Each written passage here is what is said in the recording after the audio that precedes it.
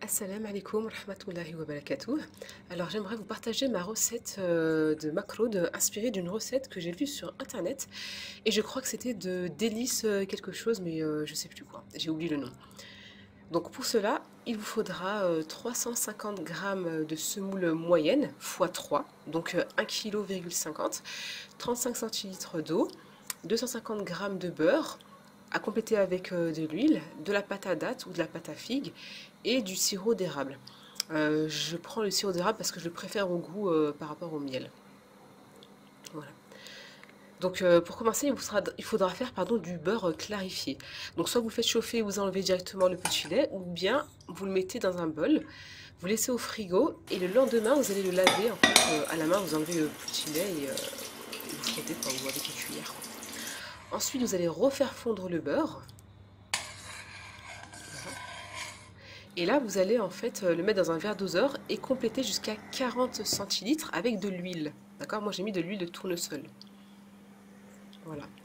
Et donc, dans un grand plat, vous allez mettre la semoule, hein, et là, vous allez mettre aussi le mélange beurre et huile.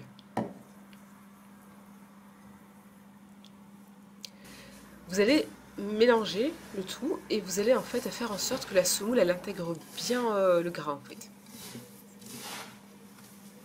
Voilà.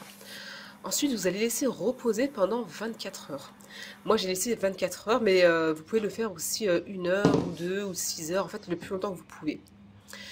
Le lendemain, vous allez en fait mettre un tiers d'eau et là, vous allez mélanger en fait de sorte à ce que, pareil, la semoule, elle intègre l'eau. D'accord? Vous n'allez pas rassembler la pâte, mais juste mélanger. Une fois que c'est bien mélangé, vous allez en fait laisser reposer cette fois-ci 20 minutes. 20 minutes après, vous faites la même chose avec un deuxième tiers d'eau. Voilà. Vous allez rassembler, pardon, pas rassembler, mélanger de sorte à ce que, comme j'ai dit, il y ait beaucoup plus pardon, j'ai n'importe quoi, je suis pas concentrée en fait, de sorte que la semoule elle imprègne tout, et là vous allez laisser reposer encore une fois 20 minutes.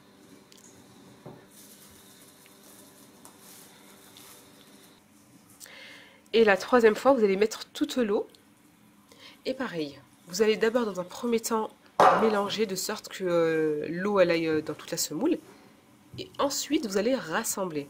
Voilà, petit à petit, vous allez rassembler la pâte. Ensuite.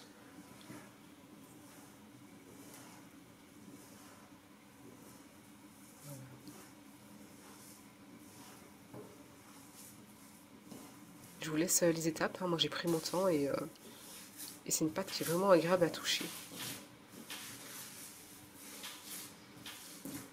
Et vous voyez en fait, cette texture-là, c'est typique la texture des maclodes en fait. La pâte à maclodes.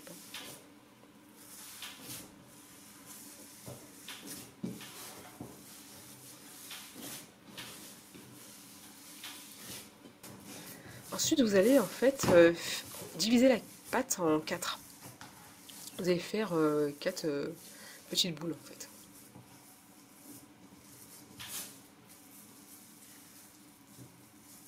Voilà. Je vais vous montrer l'intérieur. Vous voyez, c'est assez sablé. Et en même temps, ça se tient bien et c'est une pâte qui se travaille bien. Et donc, vous allez mettre la pâte de côté et maintenant, on va travailler la pâte à date. On va d'abord préparer aussi le sirop d'érable pour tout à l'heure. Je vais tout mettre dans un bol. Et on va en fait mélanger un peu de sirop d'érable avec la pâte à date et on va la malaxer si vous voulez, on va l'attendrir, la ramollir. Il y en a qui mettent de la fleur d'oranger, mais moi j'aime pas trop le goût, donc j'ai mis du sirop d'érable. Ensuite vous allez faire des boudins.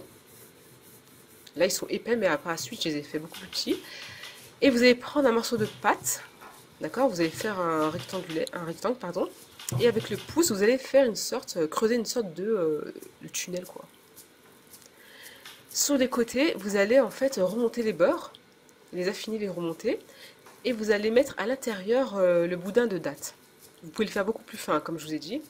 Et moi, c'était mes premiers macros, donc du coup, j'en avais trop mis. Voilà. Et quand vous mettez le boudin de date, vous voyez, j'enfonce en fait le boudin de date à l'intérieur de la pâte pour qu'il intègre bien les parois. Et veillez à ce qu'il n'y ait pas d'air qui soit à l'intérieur, qui rentre à l'intérieur. Voilà. Vous avez fermé après les deux extrémités du boudin de pâte et date là que vous avez fait. Et après vous allez en fait faire en sorte de l'affiner en fait. Voilà. Ensuite vous coupez vos macaroons, hein, vous faites la taille que vous voulez. Hein. Et là sur les bords, vous voyez la pâte qui dépasse, vous la remettez à l'intérieur. Et quand vous prenez une date, n'hésitez pas en fait à lui donner une belle forme. Vous voyez, là, il y a des petits morceaux de pâte qui dépassent. Voilà. Et donc, pendant que vous coupez, n'oubliez pas de faire chauffer l'huile en parallèle. Et pour vérifier la température, vous mettez un petit bout de pâte, tout simplement. Voilà, donc là j'ai mis les dattes à l'intérieur avec les mains, mais par la suite après j'ai pris soit un couteau, soit une fourchette et je posais délicatement les macaroons. Donc là, Je suis trop contente. voilà, je suis contente, j'ai réussi mes Incroyable. premiers macaroons. Ensuite vous les mettez chauds directement dans le sirop d'érable. Comme ça va bien s'imprégner à l'intérieur du macaron.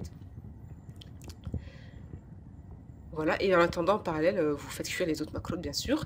Vous pouvez aussi faire des macaroons sans date. Ça, j'en fais des fois avec mes enfants quand j'ai pas trop le temps. Et je vais vous montrer aussi l'intérieur. Alors là, vous voyez, là, il y a beaucoup de dates parce que c'était les premiers macaroons que j'avais fait. Mais par la suite, je mets 3 fois moins de dates et c'est délicieux. Donc, régalez-vous bien. Hein, vous accompagnez ça avec un bon thé. Et je vous dis, assalamu alaikum wa rahmatullahi wa barakatuh.